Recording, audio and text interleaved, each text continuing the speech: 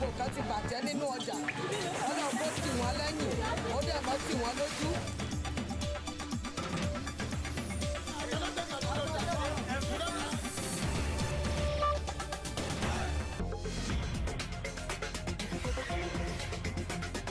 Ìgbàwá tí Nàìjíríà ń ṣe ọjọ́ ó jẹ́ ẹ̀jẹ̀ tí wọ́n fún àwọn mẹ̀kúnnù ilé ẹjọ́ kò sówó kan.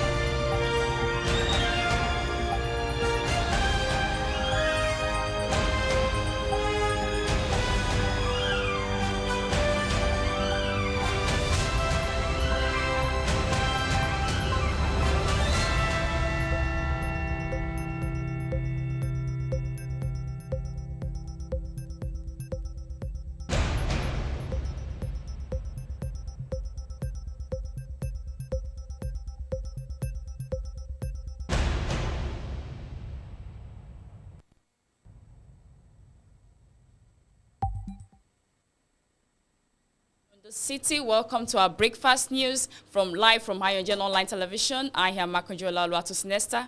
Here are the headlines. On our local news this morning, Zulum suspends poly rector management staff during surprise visit. Bawa to testify in alleged 1.4 billion naira fraud. On our political news this morning, Delta APC ex-deputy chairman tackles Omo Agege, dismisses suspension.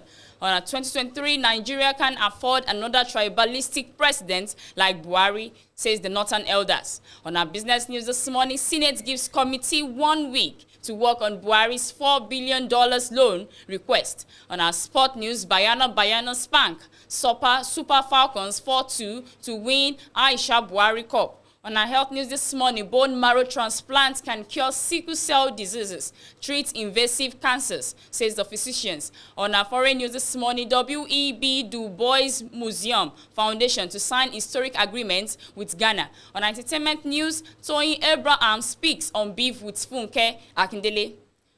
Full details coming up next.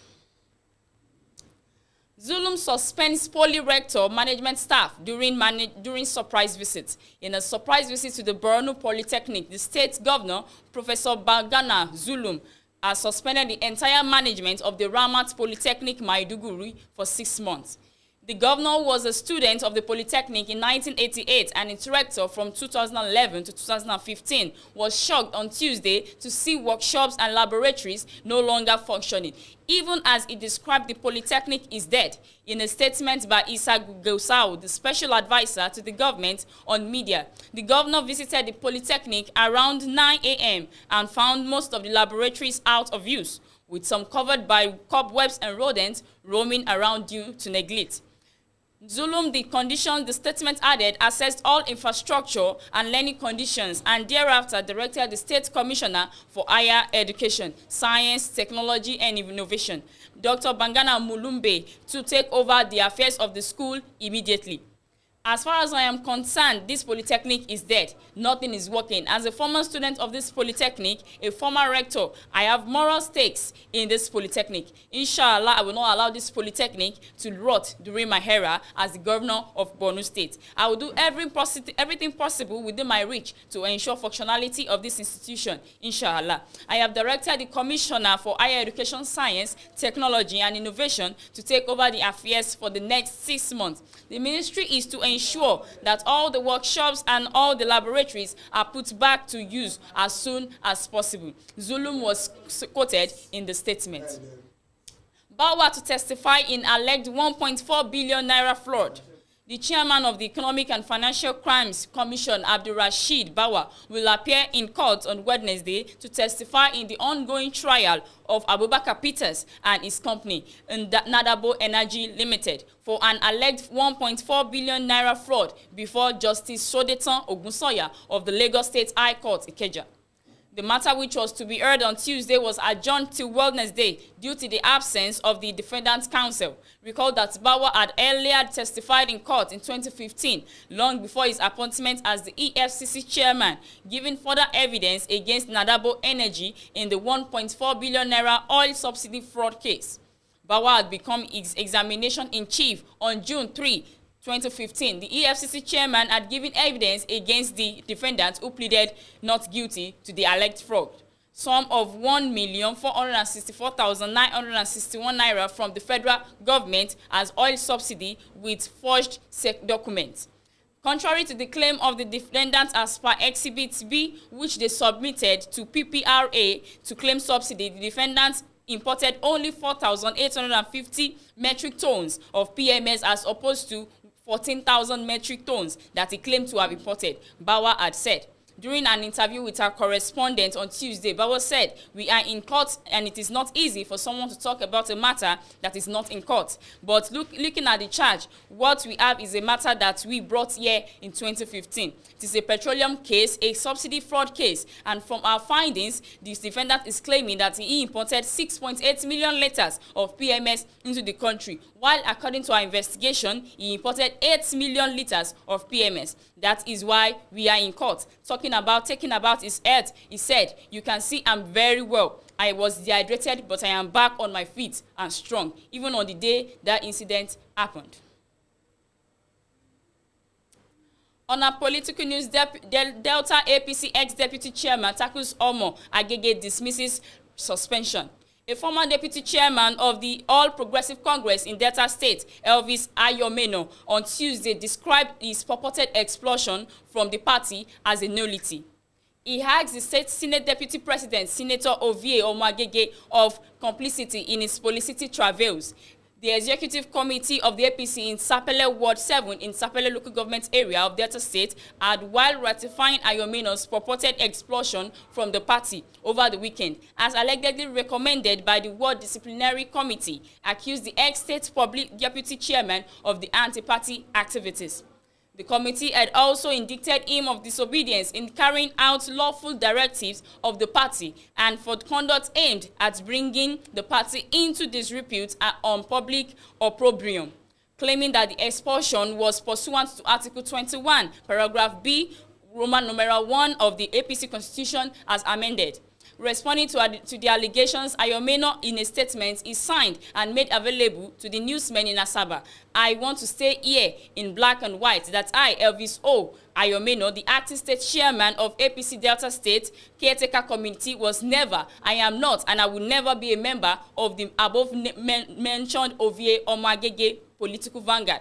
It is surprising to see on social media that the ESCO of the so-called OVA Omoagege support group saying they are suspending me from their pressure group, a group I do not belong to in the first place. APC is a political party, not a pressure group. For now, by law and the consent judgment, ESCO is still very much valid in Delta because the word congresses and local government area congresses in Delta State were conducted in breach of court orders of our party, the APC. Senator Ovie Omoagege is not the leader of the party. Neither is he our party's governorship candidate, so he does not have the powers to assume the candidacy of the party for 2023. 2023, Nigeria can't afford another tribalistic president like Buhari, says the Northern Elders. The Northern Elders Forum, NEF, has said Nigeria cannot afford another tribalistic leader like President Muhammadu Buhari in 2023.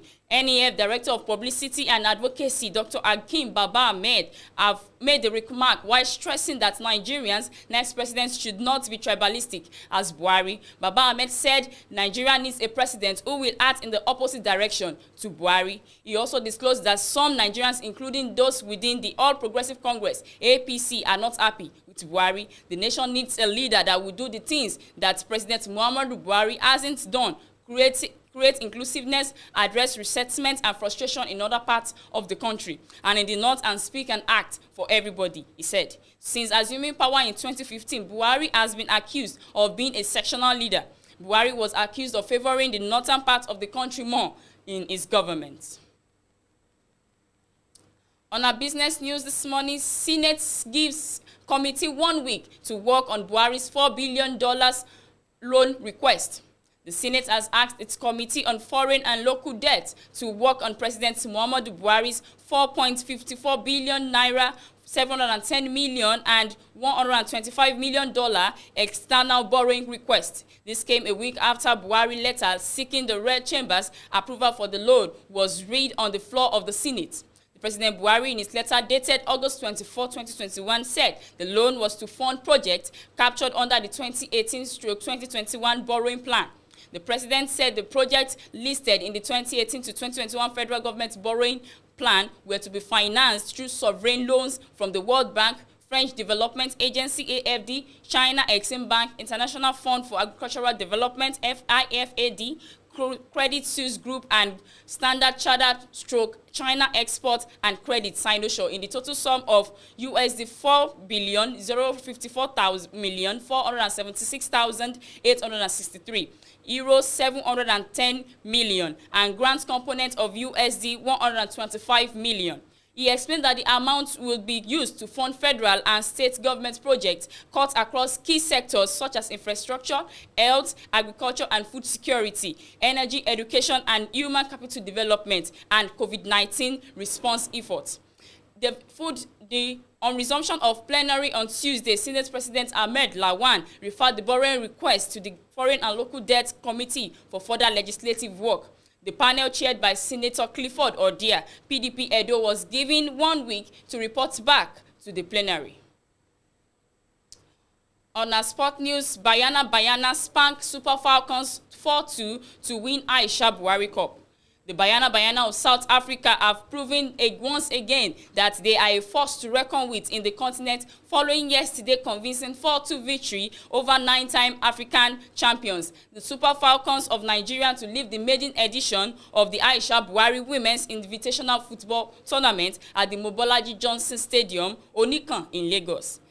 The Nigerian side endured a calamitous first half as they went down by 3-0. An own goal from Alozie Mitchell opened the scoring in the 6th minute, while Montalo Linda made it 2-0 from the penalty spot after veteran defender Enome Ebi handled the ball in the box. It got worse for the Super Falcons as South Africans added the third goal before the end of first half from a Salgado Gabriela's header.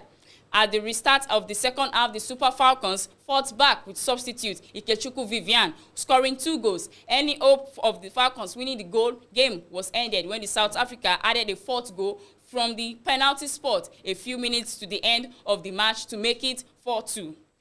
Prior to the game, the Super Falcons had failed to win their last 2 meetings with Early's side, including losing 1-0 in the group stage before snatching the 2018 African Women's Cup of Nations league title via a penalty shootout after a 0-0 draw.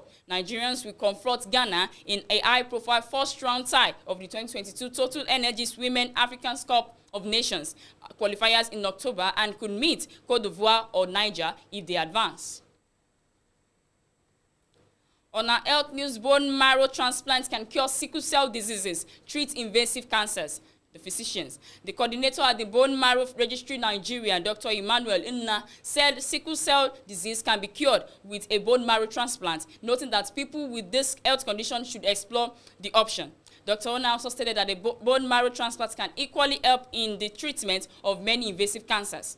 He, however, said only a few Nigerians have undergone a genetic test used to identify certain individual variations in a person's immune system. Human liquid antigen typing, which is crucial to bone marrow transplant. Very few people, he added, are also willing to donate stem cells.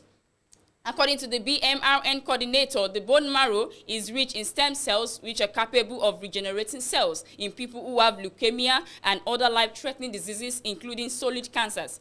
A blood stem cell transplant is a procedure used to replace damaged or destroyed bone marrow with healthy bone marrow blood stem cells. He, however, stated that such individuals with a tattoo or piercing have to wait after a year undergoing the act before they can donate blood stem cells. He also added that those who have regular tattoos, piercings, or people who have been exposed to hepatitis B, hepatitis C, HIV, or have been injected with illegal or non-prescriptive drugs cannot donate their blood cells. The stem cells in the bone marrow are capable of replicating, divide, and yielded specialized cells which can cure blood cancers.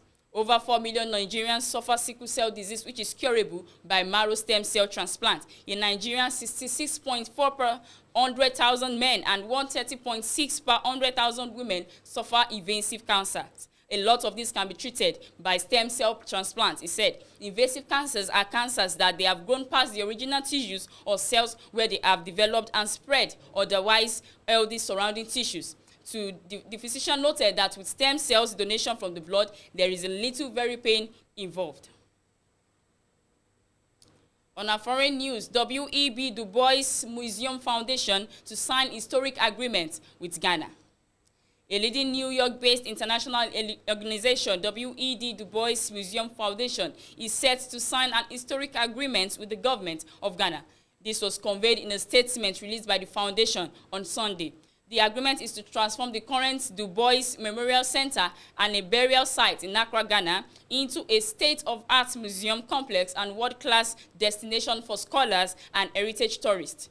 This historic agreement will grant authority for the W.E.B. Du Bois Museum Foundation to construct a multi-million-dollar museum complex to preserve Dr. Du Bois' legacy over a 50-year period. The complex will be designed by Sir David Ajayi, renowned Ghanaian architect and designer of the Smithsonian Museum of African American History and Culture in Washington, D.C. The Du Bois Memorial Center in Accra, where Dr. Du Bois and his wife, Shirley Graham Du Bois, are buried, opened to the public in 1985, but in recent years had required additional upkeep and maintenance. The Du Bois Museum Complex aims to transform the center and create a living museum that reflects the transformative spirit and vision of Dr. Du Bois for a unified ancestral home for Africans in diaspora around the world. The complex will serve as a historic memorial site where visitors can honor his life and legacy, connect to their cultural and ancestral roots, and serve as an impetus to inspire solidarity between people of African descent, the statement read. President Nana Akufo-Addo is to give remarks on the significance of the agreement in strengthening historical, cultural, and economic ties between Ghana and the United States. While speakers at the event are to include leading political, financial, and cultural leaders from the U.S. and Ghana. Du Bois, a civil rights pioneer and one of the world's leading black intellectuals and thinkers, became a citizen of Ghana and resided in the country until his death in 1963. Du Bois' vision of a continent of free and independent African nations was a major influence on Ghana's first president, Kwame Nkrumah. Entertainment news this morning, Toyin Abraham speaks on beef with Funke Akindele. Nollywood actress Toyin Abraham has spoken on the alleged beef with Funke Akindele Bello, a colleague in the industry. In a radio interview, Abraham said she has no problem with Akindele and she did not know where that speculation came from. She said she's my senior colleague and someone I respect a lot. So I don't know what people are talking about. She's one of the few I look up to, but sometimes people don't understand that we are colleagues, not family. So you cannot be talking to all your colleagues. We talk, we follow each other. If I see her, I will kneel down and greet her. But the point is that there are a lot of people that do not understand the fact that we are working in the same industry. You don't have to be my close friend. Trust me, forget social media. Recall that after the release of Toyin Abrams' The Ghost and the Tout sequel on the 10th of September, a movie critic spoke negatively about the movie, comparing it to Akindele's recently released movie, Omogeto. Nollywood actress Iyabo Ojo took to Toyin's defense, calling out Akindele for being behind the negative reviews. Funke is yet to respond to the allegations. And that will be that on our news today. We'll be right back.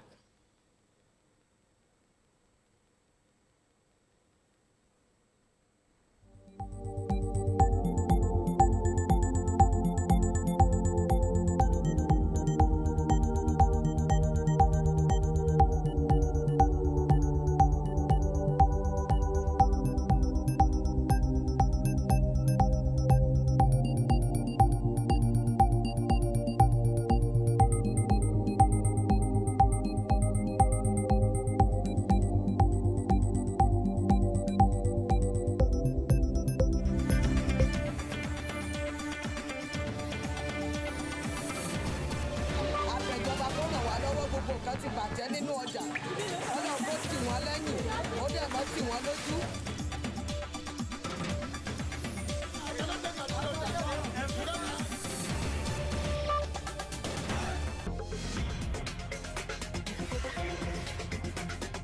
Ìgbàwá tí Nàìjíríà ń ṣe ọjọ́ oúnjẹ àti wọ́n fún àwọn mẹ̀kúnnù ilé ẹjọ́ kò sówó kan.